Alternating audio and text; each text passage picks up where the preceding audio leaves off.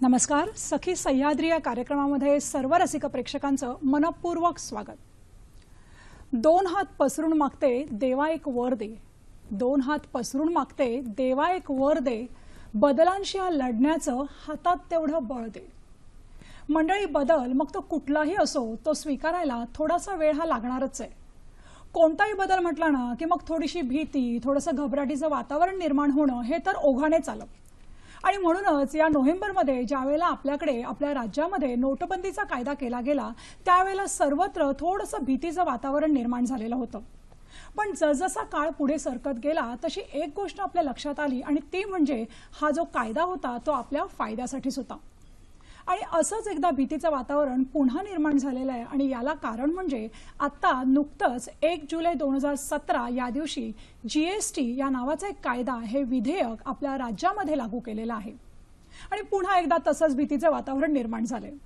पण मंडळी, या ठिकाणी एक गोष्ट मला नमूद करावीशी वाटते की हा जो कायदा आहे, हे जे विधेयक आहे ते मुळामध्ये आपल्याला घाबरवण्यासाठी नाही आहे, तर आपल्याला दिलासा देणार आहे. आणि त्याच संदर्भातला आजचा आपला विषय बघूया. आजचा आपला विषय आहे वस्तू आणि सेवा कर GST एक दृष्टिक्षेप. मंडळी, हा GST म्हणजे नेमकं काय आहे किंवा GST मध्ये कोणत्या तरतुदी केल्या गेलेल्या आहेत किंवा GST द्वारे जी कर आकारणी करण्यात येणार आहे ती कशा पद्धतीची असणार आहे आणि या सगळ्याचा जनसामान्यांना कोणता परिणाम किंवा कोणता फायदा होणार आहे, या सर्व गोष्टींची चर्चा करण्यासाठी आपण तज्ज्ञांना आज आपल्या स्टुडिओमध्ये निमंत्रित केलेलं आहे. त्यांची प्रथम ओळख करून घेऊया. आजचे आपले तज्ज्ञ आहेत सुमेर कुमार काले सर. नमस्कार सर. नमस्कार. सखी सह्याद्री या कार्यक्रमामध्ये आपलं मनपूर्वक स्वागत. नमस्कार. सरांबद्दल सांगायचं झालं तर सरांनी ॲग्रिकल्चर या विषयामध्ये MSc केलेला आहे आणि सर सध्या पुणे या ठिकाणी सेल्स टॅक्समध्ये जॉईंट कमिशनर म्हणून देखील काम करत आहेत. आणि सरांचा या विषयाचा अतिशय गाढा असा अभ्यास आहे. मंडळी, आजचा विषय पुन्हा एकदा सांगते, आजचा आपला विषय आहे वस्तू आणि सेवा कर. आणि या संदर्भामध्ये आपण आपल्या तज्ज्ञांशी चर्चा करणारच आहोत, परंतु या चर्चेमध्ये आपला सहभागही तितकाच प्रार्थनीय आहे. आणि म्हणूनच आमचे दूरध्वनी क्रमांक लगेचच टिपून घ्यायचे. आमचे दूरध्वनी क्रमांक आहेत 24908050, 24988050. मोबाईल धारकांनी आणि दूरध्वनीद्वारे बोलणाऱ्या लोकांनी कृपया 022 हा कोड क्रमांक लावायचा आहे.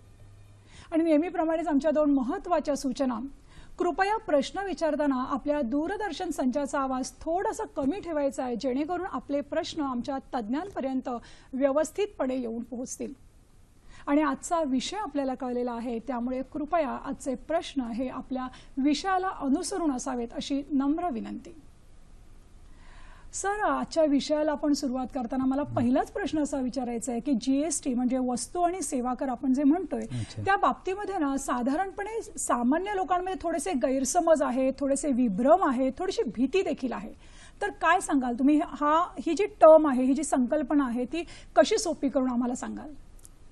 आपण ऐकलं असेल GST सगळीकडे सर्व GST चर्चा चाललेली आहे. GST is nothing but a good and simple tax. त्याचं टेक्निकल भाषेत सांगायचं तर it is goods and service tax. कोणतंही राज्य सरकार चालवताना आपली कर प्रणालीची एक व्यवस्था असते, कर गोळा करण्याची एक व्यवस्था असते. यापूर्वी GST येण्यापूर्वी आपल्याकडे बऱ्याच प्रकारचे अप्रत्यक्ष कर होते. राज्य सरकारचे वेगळे कर, केंद्र सरकारचे वेगळे कर, आणि ह्या सर्वांचे कर एकत्रीकरण करून एक नवीन प्रणाली आपण तयार केलेली आहे. आणि ती टेक्नॉलॉजी बेस आहे, इन्फॉर्मेशन टेक्नॉलॉजी बेसचा वापर करून त्याचा वापर करून सिम्प्लिसिटी कशी आणता येईल या टॅक्स कलेक्शनमध्ये, अशी एक नवीन प्रणाली आपण तयार केली आहे. आणि त्या प्रणालीचं खरं म्हणजे मी कायदा याला म्हणणार नाही, नवीन लिव्हिंग आहे. इट इज एक टॅक्स सिस्टीम आहे टॅक्स कलेक्शनची. अनेक प्रकारचे कायदे एकत्र करून सिम्प्लिसिटी कशी आणता येईल अशी आपण गुड्स अँड सर्व्हिस टॅक्स नावाची प्रणाली विकसित केलेली आहे. ते अतिशय युनिफाईड, सिम्पल, ट्रान्सपरंट आणि IT बेस असं हिचं साधारणतः आपण उल्लेख करतो बऱ्याच ठिकाणी. आपण बघितलं असेल, केंद्र सरकार असो, राज्य सरकार असो, केंद्र सरकारमध्ये पूर्वी एक्साईज ड्युटी, राज्य सरकारतर्फे VAT आणि परत केंद्र सरकारतर्फे सर्व्हिस टॅक्स, असे मुख्यत्वे 3-4 प्रकारचे टॅक्सेस लोकांना. टॅक्सेसचे बरेच प्रकार आहेत, ते आपण नंतर बघूया पुढे. तर या सर्वांचं एकत्रीकरण करून ही नवीन प्रणाली आपण तयार केलेली आहे. खूप छान. सर, कसं आहे ना की या कराबद्दल आपण बोलणारच आहोत, परंतु आपला जो हा कार्यक्रम आहे तो बघणारा बराचसा विद्यार्थी वर्ग देखील आहे. अच्छा. आणि म्हणून त्यांच्या दृष्टीने मला तुम्हाला असं विचारायचं आहे की सरकार हे जे कर लावतंय त्या कर लावण्यामागे नेमकी कोणती मानसिकता आहे, काय काय कारण आहे त्याच्यामागे? कोणतीही शासन व्यवस्था असो त्यामध्ये शासनाला महसुलाची आवश्यकता असते आणि शासनाचा महसुलाचा मुख्य स्रोत हा करच आहे. अतिशय पुरातन काळापासून जरी आपण बघितलं तर कर व्यवस्था ह्या वेगळ्या प्रकारच्या होत्या, वेगळ्या प्रकारच्या त्या विकसित होत आलेल्या आहेत. आणि मुख्यत्वे कोणतंही शासन हे दोन प्रकारचे कर आकारणी करतं, एक प्रत्यक्ष कर आणि अप्रत्यक्ष कर.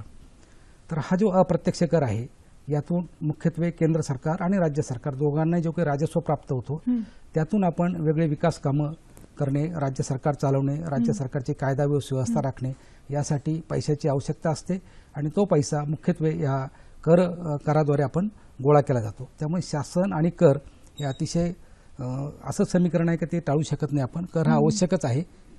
म्हणजे या दोन्ही गोष्टी एकमेकांना पूरक आहेत असं आपल्याला म्हणावं लागेल.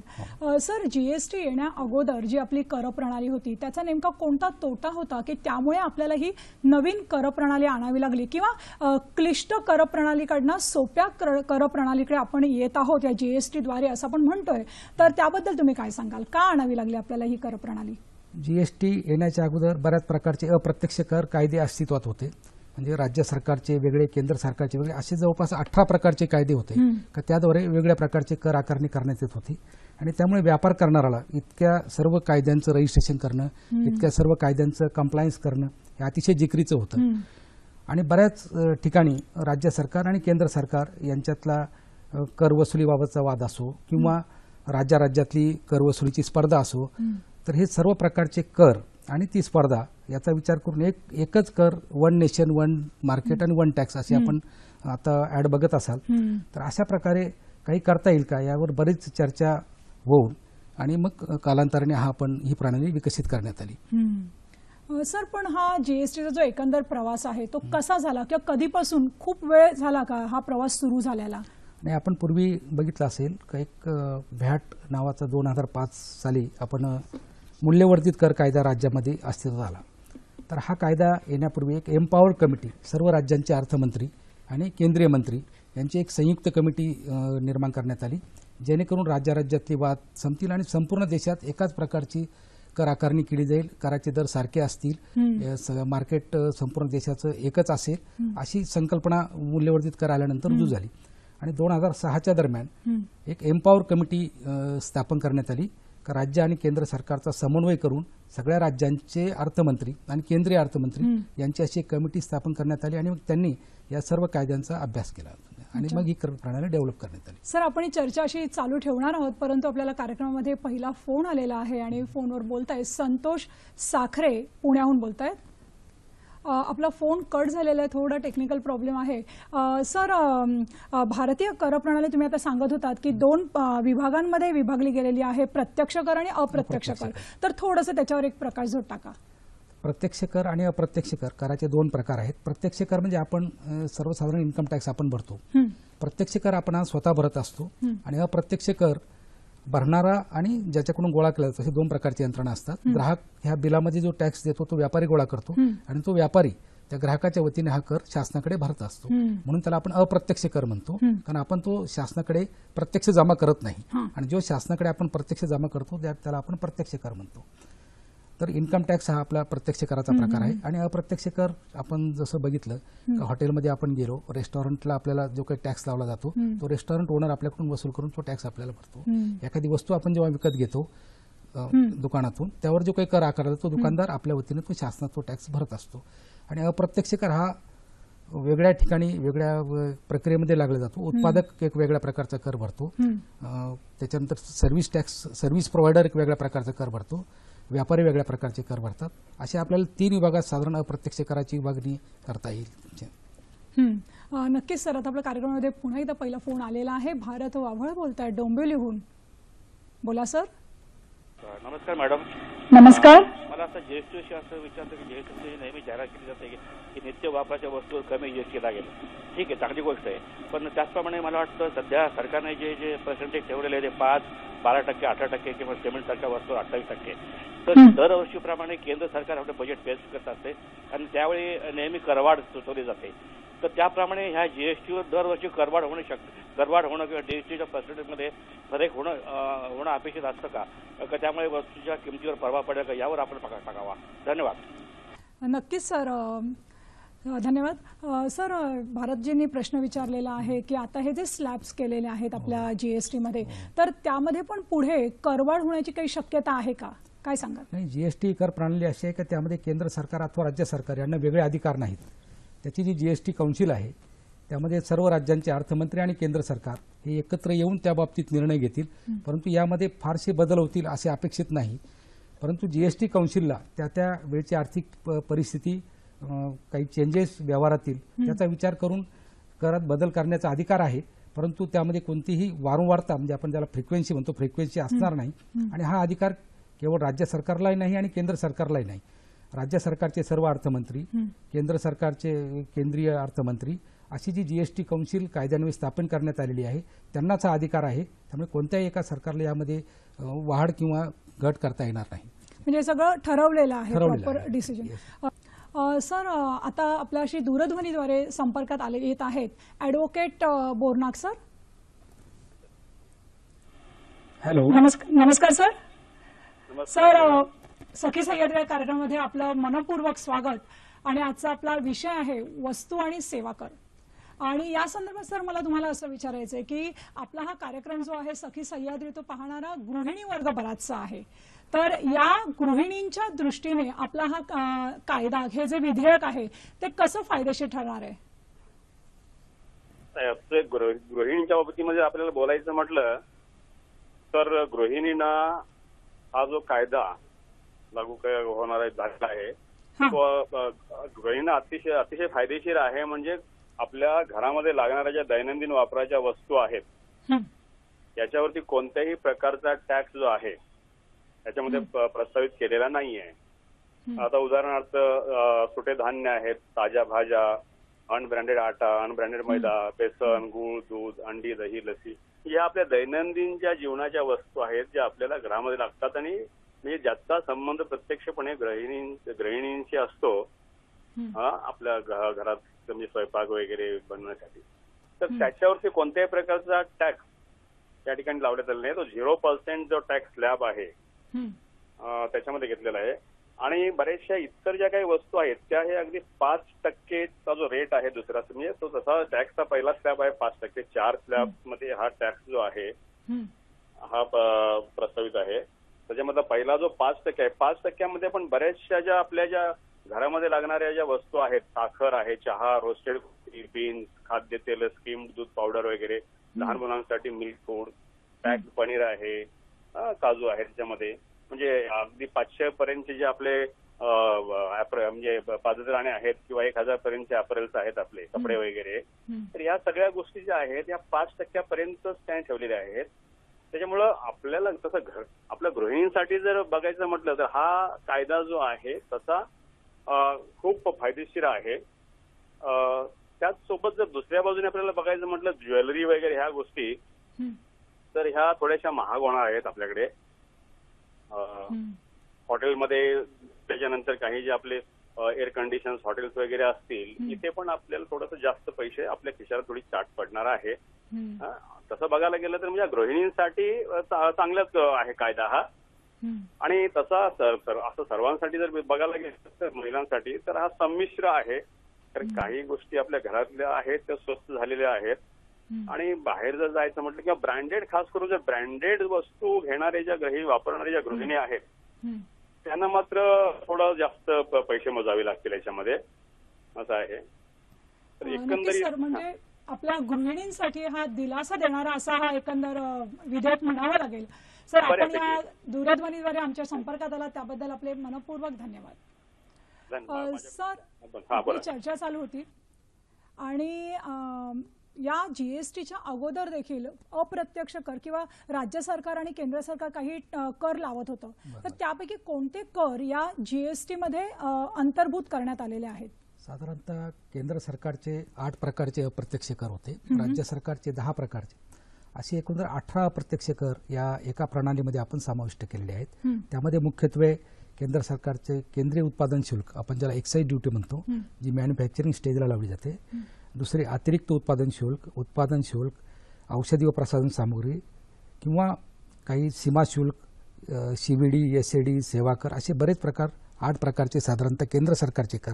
आणि मुख्यत्वे राज्य सरकारचं VAT, central sales tax, luxury tax, entry tax, entertainment tax, जाहिरातीवरील कर, लॉटरी, असे वस्तू व सेवांचे पुरवठ्यात असलेले अधिभार आणि उपकर, असे जवळपास 10 प्रकारचे राज्य सरकारचे कायदे, अशा 18 प्रकारच्या अप्रत्यक्ष कायदे आपण यामध्ये केंद्र सरकार आणि राज्य सरकार मिळून एकत्र केलेले आहेत आणि अशी एकच प्रणाली आपण विकसित केलेली आहे. सर, आपले जे लहान प्रमाणावर व्यवसाय करणारे जे व्यापारी आहेत, त्या व्यापाऱ्यांना या जीएसटीने कोणत्या प्रकारच्या सवलती दिलेल्या आहेत?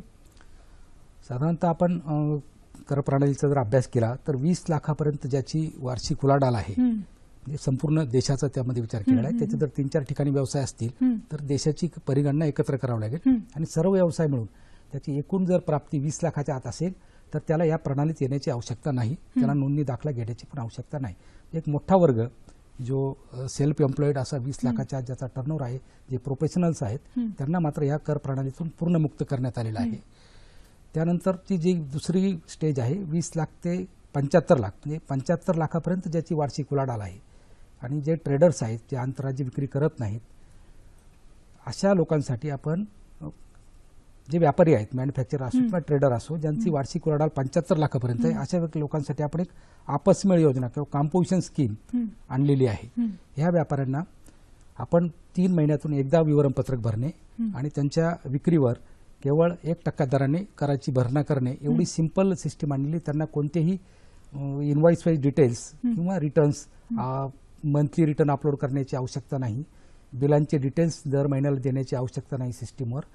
तसा खूप मोठा रिलीफ या मोठ्या वर्गाला आपण दिलेला आहे की ज्यांची वार्षिक उलाढाल 75 लाखापर्यंत आहे सर्वसाधारण. सर, याच्याशी रिलेटेड मला एक प्रश्न विचारायचा आहे. आम्ही काहीतरी मध्यंतरी असं ऐकलं होतं की प्रत्येक व्यापाऱ्याला काहीतरी महिन्यातनं 3 वेळा रिटर्न दाखल करावं लागेल, म्हणजे साधारण वर्षातनं 37 वेळा. तर काय हे कॅल्क्युलेशन आहे, म्हणजे खरं आहे का, काय तथ्य आहे त्याच्यामध्ये? नाही, ह्या कर प्रणालीचा जर आपण अभ्यास केला तर प्रत्येक व्यापाऱ्याला सर्वसाधारण प्रिन्सिपली त्याला मंथली रिटर्न भरायचं आहे, परंतु मासिक रिटर्न म्हणजे कॉम्पोजिशन स्कीमवाल्याचा मी आता उल्लेख केला की जे 75 लाखापर्यंत कर ज्यांचा टर्नओव्हर आहे आणि जे या कॉम्पोजिशन स्कीममध्ये भाग घेणार आहेत, त्यांना मात्र मासिक विवरणपत्रक भरण्याची आवश्यकता नाही. त्यांना 3 महिन्यातून एकच विवरणपत्रक भरायचं आहे आणि असे त्यांना 4 विवरणपत्रक आणि 1 वार्षिक विवरणपत्रक, एवढंच फक्त त्या ह्या व्यापाऱ्यांसाठी. उर्वरित व्यापाऱ्यांना मात्र दर महिन्याला त्यांना 10 तारखेला, दर महिन्याच्या 10 तारखेला त्यांचे विक्रीचे डिटेल्स, सेल्स डिटेल एकदा अपलोड करायचे आहेत आणि हे सेल्स डिटेल अपलोड केल्यानंतर त्यांना त्यांचे जे सप्लायर आहेत त्यांचे विक्रीचे डिटेल्स आणि त्यांना मिळणारा इनपुट टॅक्स क्रेडिट हा सिस्टीमद्वारे त्यांना दाखवला जाईल. तो ऑटो पॉप्युलेट होईल. त्यांना पुढे फारसं काही त्यामध्ये करायचं नाही आहे. फक्त त्यामध्ये करेक्शन करून ऑटो पॉप्युलेट झालेला डेटा तो करेक्ट आहे का नाही, तो त्याला एकदा अप्रुव्हल दिल्यानंतर त्यांचं रिटर्न 20 तारखेला ऑटोमॅटिक तयार होईल आणि ते रिटर्न त्यांना अपलोड करता येईल. म्हणजे खऱ्या अर्थानं फक्त 10 तारखेला त्यांनी त्यांचे विक्रीचे विवरण भरणे एवढाच त्यातला पार्ट आहे. त्याला फार मोठं असं काही स्वरूप दिलं गेलं असं नाही आहे. फक्त प्रत्येकाने मात्र B2B ट्रान्झॅक्शन्स, म्हणजे B2B आणि B2C 2 प्रकारचे ट्रान्झॅक्शन्स असतात साधारणतः. एक व्यापारी दुसऱ्या व्यापाऱ्याला जो माल विकतो, जो साखळी कंटिन्यू होते, त्याला आपण B2B ट्रान्झॅक्शन म्हणतो. त्यांना मात्र इनव्हॉइस वाईज डिटेल द्यावे लागतील, कारण समोरच्याला त्याचा इनपुट टॅक्स क्रेडिट मिळणार आहे. परंतु जे B2C व्यवहार आहेत, म्हणजे जे ग्राहकाशी डील करतात डायरेक्ट, ज्यांना काही इनपुट टॅक्स त्या सिस्टीममध्ये यायचं नाही आहे, त्यांना मात्र इनव्हॉइस वाईज डिटेल देण्याची पण आवश्यकता नाही. इतका सुटसुटीत हा कायदा आहे. त्यामुळे 37 विवरणपत्रक भरणे आणि आम्हाला खूप काही डेटा भरायचा आहे असं नाही आहे. तथापि प्रत्येक व्यापाऱ्याने मात्र थोडासा IT सिस्टीमचा अभ्यास केला पाहिजे आणि आपले वार्षिक मंथली जे काही सेल्स डिटेल आहेत ते 10 तारखेला अचूक कसे भरता येतील याची काळजी घेतली तर सिस्टीम अतिशय सेल्फ ड्रिव्हन आहे, सोपी आहे. सर, कार्यक्रमामध्ये पुढचा फोन आलेला आहे. 20 महाजन बोलतायत तासगावहून. बोला सर. हॅलो, नमस्कार. महाजन बोलतोय तासगाव. की भारतातील व्यापाऱ्यांचा जर इतिहास पाहिला तर कर चुकीची प्रवृत्ती फार आपल्या भारतामध्ये आहे. आणि पूर्वी काय होतं की 50% तुम्हाला सूट 50% मला सूट करून ती वस्तू ते स्वस्त दरात विकत होती आणि ग्राहक सुद्धा पावतीची मागणी करत नसत. आता हा कर झाल्यामुळे यात काही लूपहोल आहेत का आणि त्या लूपहोल कोणत्या कोणत्या आहेत आणि कर चुकवायची वृत्ती आता काल पेपरमध्ये मी असं वाचलं की जीएसटीच्या खाली आता दराचे हे रेट वाढवून व्यापारी सांगायला लागले. तर हा जो भ्रष्टाचार आहे हा थांबवण्यासाठी काय उपाययोजना करावी लागेल आणि हे जे लूपहोल काय काय आहेत आता सध्या पळवाटा काय आहे त्या दुरुस्त करण्यासाठी काय सरकार योजना करेल काय करणार आहे यावर जरा विवेचन करा. धन्यवाद. नक्कीच सर, धन्यवाद. सर, महाजन सरांनी प्रश्न विचारला होता, एकंदर जो काही भ्रष्टाचार आपल्याला कर चुकवण्याबाबत दिसतो तर त्याबद्दल तुम्ही थोडंसं काय मार्गदर्शन कराल? ॲक्च्युली ही सिस्टीम तयार करताना हाच मुख्य उद्देश आपण जो आता उल्लेख केला की कर चुकीगिरी किंवा बिलं न देणे, ग्राहकाला सांगणं का तुला बिल घेतलं तर जास्त टॅक्स लागेल, ही प्रवृत्ती टळावी म्हणूनच आपण एक सेल्फ ड्रिव्हन ही प्रणाली इंटरडिपेंडंट आहे. म्हणजे तो जे उत्पादक आहे उत्पादापासून ग्राहकापर्यंत ट्रान्सपरन्सी कशी राहील अशा प्रकारची आपण ही प्रणाली विकसित केलेली आहे. जेव्हा उत्पादक किंवा आयातदार यांच्याकडून प्रथम मार्केटमध्ये माल येतो तो ग्राहकापर्यंत पोहोचेपर्यंत बऱ्याचशा गोष्टी ह्या सिस्टीमवर येणार आहेत. समजा एखादा उत्पादक एखाद्या होलसेलरला माल विकतो तर त्याचे डिटेल्स आमच्याकडे असणार आहेत, होलसेलर रिटेलरला विकतो त्याचे डिटेल्स आमच्याकडे असणार आहेत. त्याने कुठेही या साखळीतून बाहेर पडण्याचा प्रयत्न केला तर तो सिस्टीम त्याला कॅच करेल. त्यामुळे ॲक्च्युली ही इव्हॅजन होऊ नये, या प्रणालीच्या बाहेर कोणी राहू नये याची पुरेपूर काळजी यामध्ये घेण्यात आलेली आहे. दुसरा आपला जो उद्देश होता रेट वाढवलेत लोकांनी जीएसटी आल्यानंतर. तर रेट मला वाटतं काय झालंय काय बऱ्याच ठिकाणी गैरसमजुतीतून रेस्टॉरंट असो किंवा इतर ठिकाणी लोकांनी जो आपल्याला इनपुट टॅक्स क्रेडिट मिळतो तो ग्राहकापर्यंत पास ऑन करणं आवश्यक आहे. आपण जर कोणतंही उदाहरण घेतलं तर जीएसटीमध्ये साधारणतः वस्तूच्या किमती कमी होणं अपेक्षित आहे बऱ्याच प्रकरणामध्ये. तर त्यामध्ये इनपुट टॅक्स क्रेडिट मला माझ्या मालावर लागलेला जो कर आहे तो मला वेगळा मिळणार आहे, परत मिळणार आहे आणि तो मला ग्राहकापर्यंत पास ऑन करायचा आहे. तर हे जर कोणी व्यापारी करत नसेल तर ते आपण विभागाच्या लक्षात आणून दिलं तर त्यासाठी अँटी प्रॉफिटरिंग मेकॅनिझम असं एक मेकॅनिझम आपल्या वस्तू व सेवा कर कायद्यामध्ये आहे. या प्रणालीचा फायदा घेऊन जर कोणी वस्तूच्या किमती वाढवून नफेखोरी करत असेल आणि तसं जर विभागाच्या लक्षात आलं तर त्यावर निश्चितच कारवाई केली जाईल. परंतु ग्राहक जागृती होणं आणि ग्राहकांनी याबाबत विभागाला माहिती देणं आवश्यक आहे. म्हणजे सगळ्यांनीच थोडंसं सजग राहणं अतिशय महत्त्वाचं आहे. सर, आपली ही जीएसटी बद्दल चर्चा चालू होती आणि तुम्ही मगाशी म्हणालात की जीएसटी हा एकच कर आहे. तर मग दुहेरी कर किंवा ड्युअल जीएसटी ही संकल्पना काय आहे? आत्ताच आपण पूर्वी चर्चा केल्याप्रमाणे राज्य सरकार आणि केंद्र सरकार दोन प्रणाली आपण एकत्र केलेल्या आहेत. राज्य सरकारचे अप्रत्यक्ष कर आणि केंद्र सरकारचे अप्रत्यक्ष कर. तर जीएसटी काउन्सिलला ही प्रणाली निश्चित करताना राज्य सरकारचा महसूल राज्य सरकारकडे जाईल, केंद्र सरकारचा महसूल केंद्र सरकारकडे जाईल. यासाठी सीजीएसटी म्हणजे central goods and service tax आणि SGST state goods and service tax ही राज्य सरकारचं महसूल आणि केंद्र सरकारचा महसूल. उदाहरणार्थ आपण जर म्हटलं तर जीएसटीचा रेट 18% आहे. तर 18% मध्ये 9% हा राज्य सरकारला जाईल आणि 9% हा केंद्र सरकारला जाईल. हे फक्त राज्य आणि केंद्रामधलं डिव्हिजन आहे म्हणून याला आपण ड्युअल सिस्टीम म्हणतो. यामध्ये ग्राहक किंवा व्यापारी यांना कोणतेही दोन प्रकारचे कंप्लायन्स करायचे नाही आहेत. ड्युअल सिस्टीमचा अर्थ फक्त एकच आहे का तो 18% किंवा 28% जो काही कर असेल 5% त्याची विभागणी त्याने इनव्हॉइसमध्ये राज्य सरकारचा कर 2.5%, केंद्र सरकारचा कर 2.5% किंवा राज्य सरकारचा कर 9% आणि केंद्र सरकारचा कर 9% अशी दोन ठिकाणी विभागणी करायची आहे. राज्य आणि केंद्राचा महसूल दोन ठिकाणी जाईल म्हणून याला आपण ड्युअल जीएसटी म्हणतो. त्यामध्ये कोणतेही दोन ठिकाणी कंप्लायन्स करणे किंवा दोन रिटर्न भरणे असे कुठेही काही उल्लेख नाही. सर, साधारण ही जी आपली नवीन कर प्रणाली आहे त्याच्यामध्ये सर्व व्यापाऱ्यांना सर्व विक्री बिलं जी आहेत त्याची माहिती देणं गरजेचं आहे असं मी ऐकलेलं आहे. तर यामध्ये किती तथ्य आहे? नाही, आपण सुरुवातीला चर्चा केल्याप्रमाणे ज्यांची उलाढाल 20 लाखाच्या आत आहे त्यांना तर नोंदणी दाखला घ्यायचाच नाही आहे. त्यांना या प्रणालीमध्ये नोंदणी दाखला घेण्याची आवश्यकता नाही किंवा रिटर्न भरण्याची आवश्यकता नाही. त्यानंतर मी सांगितलं कॉम्पोजिशन स्कीम जी आपण त्याने कोणताही कर वसूल न करता कोणतेही इनव्हॉइसचे डिटेल न देता केवळ उलाढालीवर कर भरणं करायचं आहे. त्यांना कोणतेही बिलाचे डिटेल्स सिस्टीमला देण्याची आवश्यकता नाही. तथापि B2B ट्रान्झॅक्शन्स मी जेव्हा मग उल्लेख केला याचा की एक व्यापारी दुसऱ्या व्यापाऱ्याला विक्री करतो अशा इन्व्हॉइसची सिस्टीमची डिटेल्स इन्व्हॉइसची डिटेल्स मात्र सिस्टीमवर देण्याची आवश्यकता आहे. परंतु याबाबत बरेचसे गैरसमज आहेत बाहेर. साधारणतः जे छोटे व्यापारी आहेत त्यांना जे 200 रुपयाच्या आतली जर एखादी विक्री असेल तर त्याचे बिल देण्याची आवश्यकता नाही. त्याचा 75 लाखाच्या आत टर्नओव्हर असेल तर तो कंपोजिशन स्कीम खाली टॅक्स भरू शकतो. त्याला बिलाची डिटेल देण्याची आवश्यकता नाही. त्यामुळे सर्वच विक्रीचे डिटेल्स मला तिथे अपलोड करायचे आहेत सर्वांनाच, अशी परिस्थिती नाही आहे. सर, याच्या संदर्भात मला एक प्रश्न विचारायचा आहे की हे जे आपले व्यापारी आहेत त्यांचे जे काही किरकोळ खर्च असतात, अगदी चहा पाण्याचा खर्च घ्या किंवा स्टेशनरीचा खर्च असतो, तर त्याच्यावर पण त्यांना टॅक्स भरावा लागेल का, त्यामुळे त्यांना काही सूट मिळालेली आहे याच्यामध्ये? या बाबतीत थोडासा गैरसमज असा आहे की एक रिव्हर्स चार्ज मेकॅनिझम असं एक आपल्याकडे या प्रणालीमध्ये एक भाग आहे. रिव्हर्स चार्ज म्हणजे आपण जर एखाद्या नोंदीत नसलेल्या व्यापाऱ्याकडून नोंदित व्यापाऱ्याने खरेदी केली तर त्याने त्याच इन्व्हॉइसवरचा त्या टॅक्स स्वतः भरायचा आहे. त्याला म्हणतो आपण रिव्हर्स चार्ज, कारण त्या समोरच्याने तो टॅक्स भरलेला नाही, परंतु खरेदी करणाने ती स्वतः विक्री केली असे समजून त्यावरचा टॅक्स भरायचा आहे. त्याला आपण रिव्हर्स चार्ज म्हणतो. परंतु हे जे किरकोळ खर्च आहेत यासाठी मात्र आपण दररोज 5,000 रुपयापर्यंतची जी खरेदी आहे, उदाहरणार्थ त्याचा चहा पाणी असेल, स्टेशनरी असेल, ज्या छोट्या छोट्या त्याला गोष्टी खरेदी कराव्या लागतील त्यासाठी 5,000 रुपयापर्यंतच्या खरेदीपर्यंत कोणताही रिव्हर्स चार्ज खाली टॅक्स भरायचा नाही आहे. 5,000 रुपये ही तशी मोठी अमाऊंट आहे रोजच्या किरकोळ खर्चासाठी आणि डेली अशी 5,000 पर्यंतची त्याला सूट आपण देण्यात आलेली आहे. खूप छान सर सांगितलं. आपल्याला कार्यक्रमामध्ये पुढचा फोन आलेला आहे. शलाका गाडगीळ बोलतायत डोंबिवलीहून. नमस्कार. बोला. नमस्कार मॅडम. हा नमस्कार, मी शलाका गाडगीळ कल्याणहून प्रश्न विचारू इच्छिते.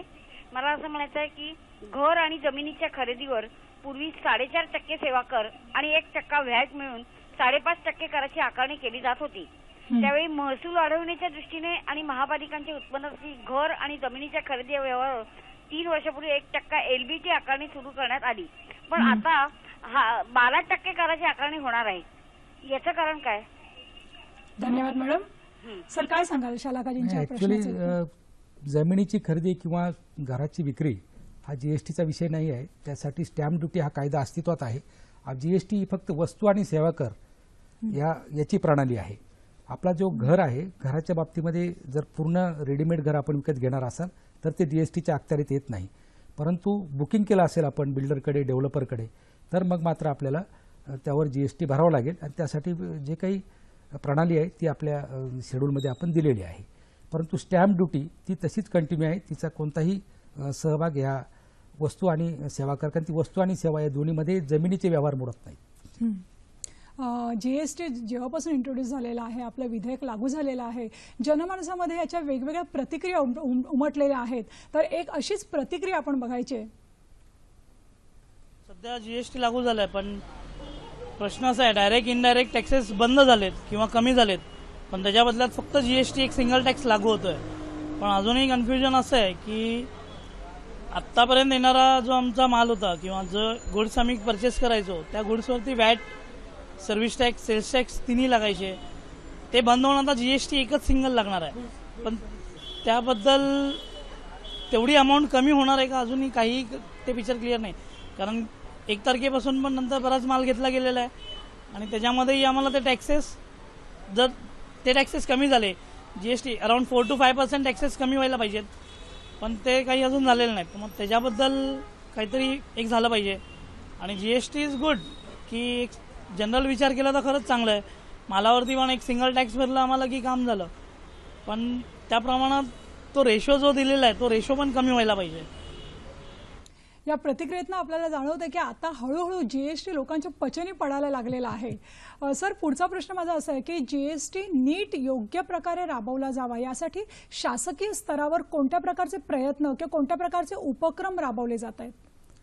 शासकीय स्तरावर आपण बघत असाल, आता रोजच्या पेपरला आपण ॲडव्हर्टाईजर बघत असाल, जीएसटीएन नावाचं एक आमचं goods and service tax network आहे, ते आता पूर्णपणे सज्ज झालेलं आहे. आणि शासकीय स्तरावर हा कायदा लोकांपर्यंत पोहोचावा यासाठी वेगळ्या प्रकारचे अवेअरनेस कॅम्पेन हे केंद्र सरकारचे अप्रत्यक्ष कर विभाग असतील किंवा राज्य सरकारचे जे विभाग आहेत, विक्री कर विभाग, यांच्यामार्फत व्यापाऱ्यांपर्यंत पोहोचून त्यांना प्रशिक्षित करण्यासाठी वेगळ्या कार्यशाळा घेतल्या जात आहेत. तसेच आपण जीएसटी अवेअरनेस कॅम्प हे व्यापाऱ्यांसाठी घेताना कर्मचाऱ्यांना तेवढंच प्रशिक्षित करण्याचा आपण प्रयत्न केलेला आहे. अगदी आमचा विक्रीकर निरीक्षक असो, आमच्या कार्यालयातील लिपिक असो, सर्वांना या बाबतीत आपण प्रशिक्षण दिलेलं आहे. नाशेन नावाची एक आपली संस्था आहे, त्यांनी या बाबतीत वेगवेगळ्या प्रकारचे ट्रेनिंग मॉड्यूल्स तयार केले होते. ते लोकांसाठी वेगळे, कर्मचाऱ्यांसाठी वेगळे.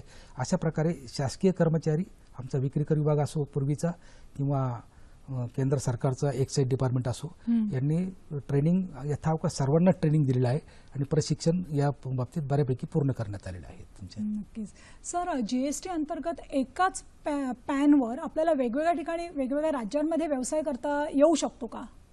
एका पॅनवर आपल्याला वेगळ्या राज्यात पॅन एकच असतो, बरोबर, त्यात प्रॉब्लेम नाही. परंतु जीएसटी साठी मात्र त्याला प्रत्येक राज्यात वेगळा नंबर घ्यावा लागेल. एकाच पॅनवर त्याला एका राज्यात तो 4-5 त्याचे व्यवसाय असतील तर एकच नंबर घेऊ शकतो, किंवा त्याचे बिझनेस व्हर्टिकल्स वेगळे असतील. व्हर्टिकल्स म्हणजे त्याच्या व्यवसायाचं स्वरूप भिन्न असेल, एक पेट्रोल पंप असेल आणि एक रेस्टॉरंट असेल, मात्र त्यासाठी त्याला 2 वेगळे नंबर घ्यावे लागतील. पण ते जर दोन्ही रेस्टॉरंट असतील तर तो एकाच नंबरवर चालू शकेल. ते त्याच्यावर अवलंबून आहे, तो एक नंबर ठेवू शकतो किंवा वेगळे नंबर बिझनेस व्हर्टिकलसाठी घेऊ शकतो. परंतु प्रत्येक राज्यात मात्र त्याला वेगळे नंबर घेणं, वेगळा नंबर आवश्यक आहे आणि एकाच पॅनवर त्याला प्रत्येक राज्यात वेगळा नंबर मिळेल, घेणं गरजेचं आहे. सर, जीएसटीएन म्हणजे नेमकं काय आणि ही जी नवीन कर प्रणाली आहे त्यामध्ये ह्या जीएसटीएनची भूमिका काय आहे? जीएसटीएन म्हणजे goods and service tax network अशी एक कंपनी आपण तयार केलेली आहे. जी नेटवर्क आहे, आपण बघितलं सुरुवातीला मी उल्लेख केला की जीएसटी प्रणाली जी आहे ती IT driven tax collection system आहे. इन्फॉर्मेशन टेक्नॉलॉजी आपण सगळीकडे बघतो आता, त्याचा वापर प्रचंड होत आहे. आणि इन्फॉर्मेशन टेक्नॉलॉजीचा वापर करून हे नेटवर्क राज्यभर तयार करून अगदी तालुका पातळीपर्यंत पोहोचवणे आणि इंटरनेटच्या किंवा याच्या माध्यमातून, कॉम्प्युटरच्या माध्यमातूनच हा सगळा डेटा कलेक्ट करणे, त्याचा अनालिसिस करणे विभागाला आणि यांना, याच्यामधले एक सिस्टीम डेव्हलप, कर दाता आणि विभाग यामध्ये एक इंटरफेस म्हणतो आपण त्याला कॉम्प्युटरच्या भाषेमध्ये, डेव्हलप करून देणं, असं काम हे जीएसटीएनचं आहे. आणि जीएसटीएन विवरणपत्रके दाखल करणे, टॅक्स कलेक्शन करणे, रजिस्ट्रेशन देणे, ह्या सगळ्या ज्या सेवा आहेत विभागामार्फत त्या जीएसटीएन मार्फत दिल्या जाणार आहेत. सर, आपली पूर्वीची जी कर प्रणाली होती आणि आता जीएसटी नवीन कर प्रणाली आलेली आहे, तर एखादं उदाहरण घेऊन तुम्ही सांगू शकाल का की ही जीएसटी कर प्रणाली आपल्यासाठी कशी फायदेशीर आहे? एखादं कुठलंही उदाहरण घेऊन म्हणजे आम्हाला समजायला थोडंसं ते सोयीस्कर होईल.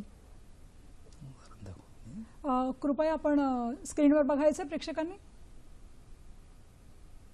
स्क्रीनवर ठीक आहे, दिसत नाही. कुठलंही उदाहरण म्हणजे एखादा शर्ट आम्ही जुन्या कर प्रणालीमध्ये कसा घेत होतो, कितीला आम्हाला तो पडत होता आणि मग आता नवीन कर प्रणालीमध्ये काय नेमके चेंजेस झाले, आम्हाला तो कसा फायदा? जुन्या कर प्रणालीत समजा तुम्ही एखाद्या कंपनीचा शर्ट विकत घेतला, त्याची किंमत 100 रुपये असं गृहीत धरूया आपण. 100 रुपयामध्ये सुरुवातीला त्याला 10 रुपये एक्साईज ड्युटी लागते. हे कर नाही आहे, मी कॅल्क्युलेशनच्या याच्याने सांगतोय.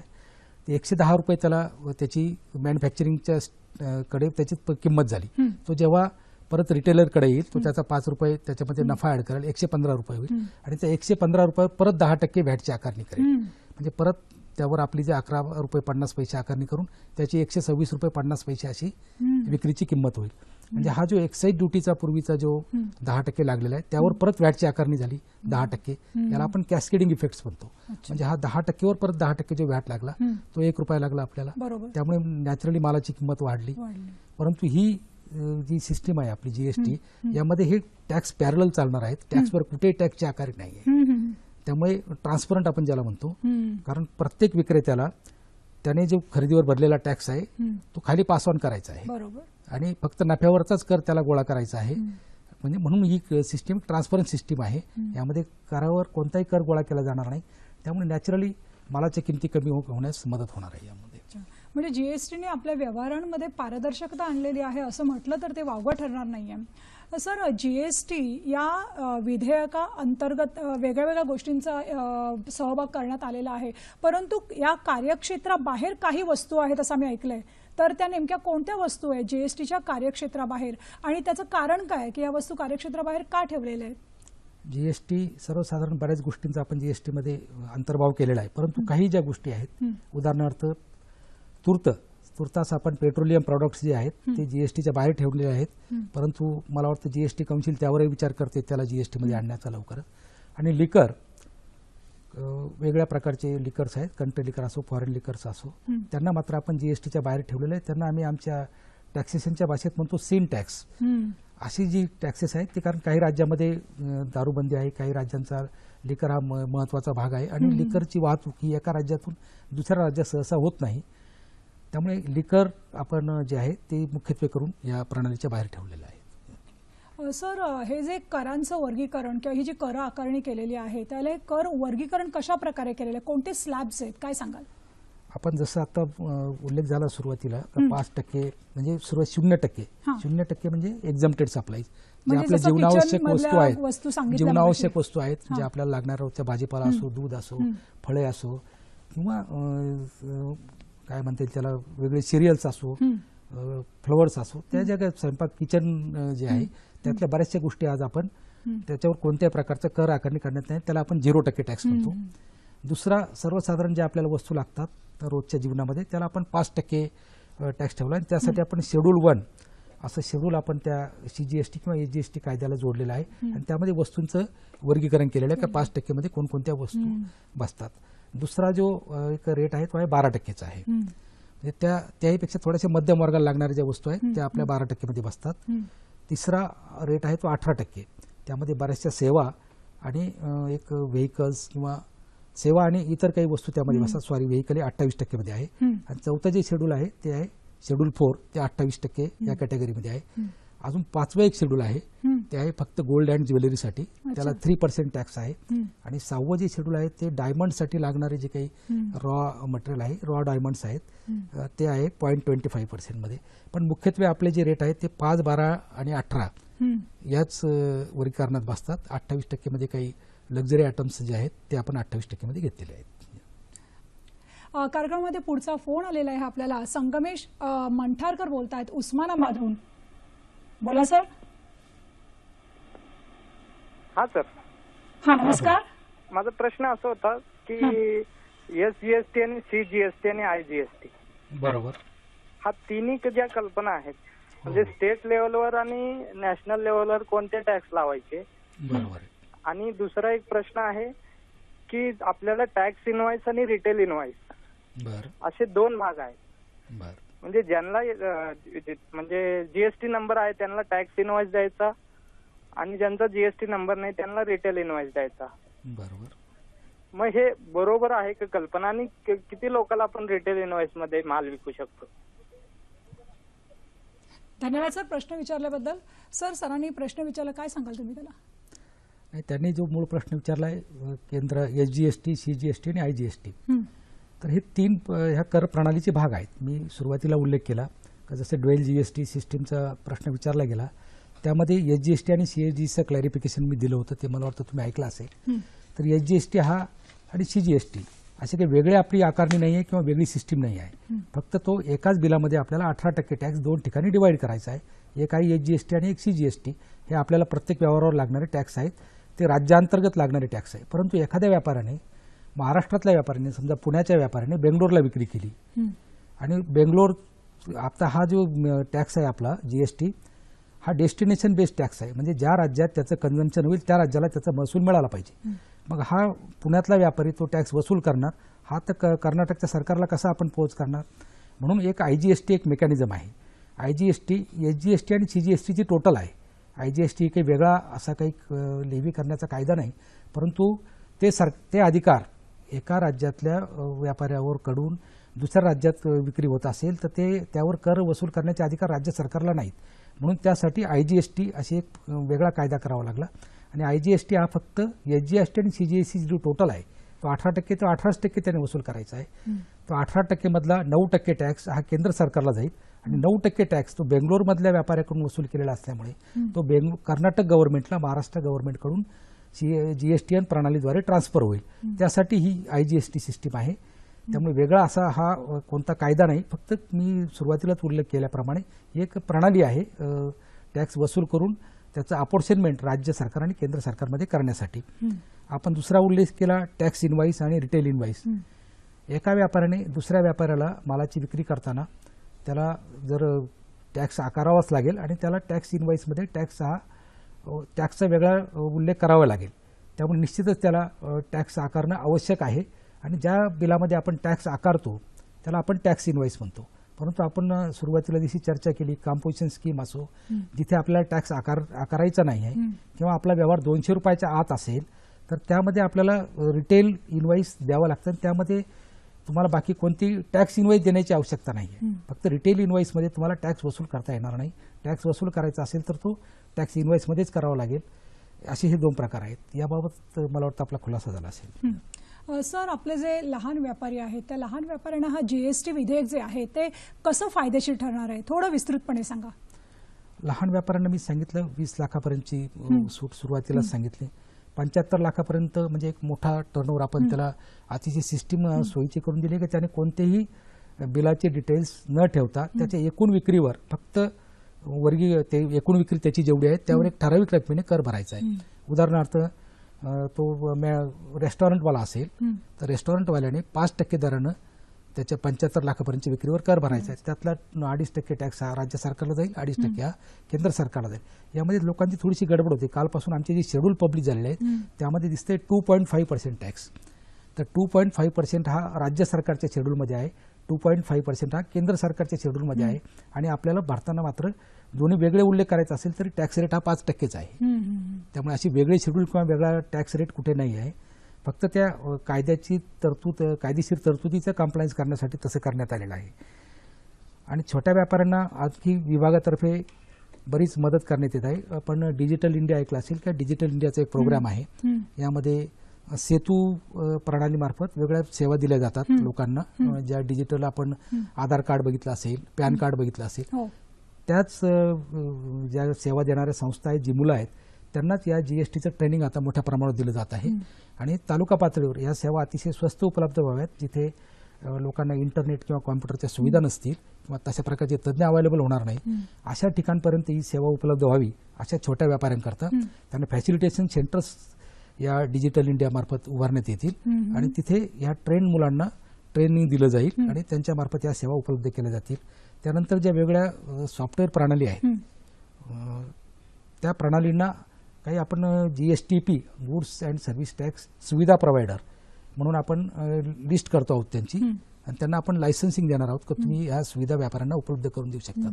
एकदा त्या सॉफ्टवेअरमध्ये जर तुम्ही डेली तुमचे सेल्स अपडेट केले तर तुम्हाला काही करावे लागणार नाही. तुमचे रिटर्न अपलोड होण्याची प्रक्रिया सुलभ होईल, ऑटोमॅटिक होईल आणि बाकी काही पुढचं फारसं करावं लागणार नाही. अशा प्रकारच्या बऱ्याच 30 ते 35च्या वर आता सुविधा प्रोव्हायडर बाजारात आलेले आहेत. आणि मला वाटतं ती प्रणाली जर अंमलात आणली, फक्त आपल्याला व्यापाऱ्याला एकच करावं लागेल की आपल्याला हा डेटा रोजच्या रोज आपला अपलोड करणं किंवा मंथली जसं त्याला सोयीचं होईल, म्हणजे त्याला त्याची धावपळ होणार नाही विवरणपत्रक दाखल करताना.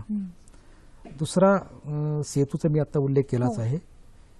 आणि आपण काही GST ची प्रॅक्टिस करण्यासाठी त्यांना लायसन्स देणार होतो लोकांना. पूर्वी जसे सेल टॅक्स प्रॅक्टिशनर होते, इन्कम टॅक्स प्रॅक्टिशनर होते, असे काही प्रॅक्टिशनरना सुद्धा आपण GST प्रॅक्टिशनर म्हणून एनरोलमेंट करणार आहोत आणि त्यांच्या सुविधा हे लोक घेऊ शकतील. सर, नोंदणीकृत नसलेल्या व्यक्तीला जर मालाचा पुरवठा करायचा असेल तर त्याच्याकडनं आधार कार्ड किंवा काही असं काही डॉक्युमेंट्स घेण्याची आवश्यकता आहे का? नाही, असं कुठेही कायद्यात उल्लेख नाही. मला वाटतं हा मार्केटमध्ये मलाही बऱ्याचशा क्वेरी आल्या, यामध्ये असं काही नाही आहे. कुठे आधार कार्ड किंवा फक्त जे ट्रान्झॅक्शन तुम्ही एखादी विक्री एकच बिल आहे आणि तो ग्राहक आहे समोरचा, त्याची व्हॅल्यू 2.5 lakhs 2.5 लाखापेक्षा जास्त आहे, अशा केसेसमध्ये इन्कम टॅक्स ऍक्ट खालचा कम्प्लायन्स करण्यासाठी त्यांना मला वाटतं पॅन कार्ड घेणं आवश्यक आहे. बाकी GST कायद्याखाली तसं कुठेही काही आवश्यक नाही. परंतु 2.5 लाखापुरचा व्यवहार असेल तर तिथे मात्र ह्या गोष्टी आवश्यक आहेत.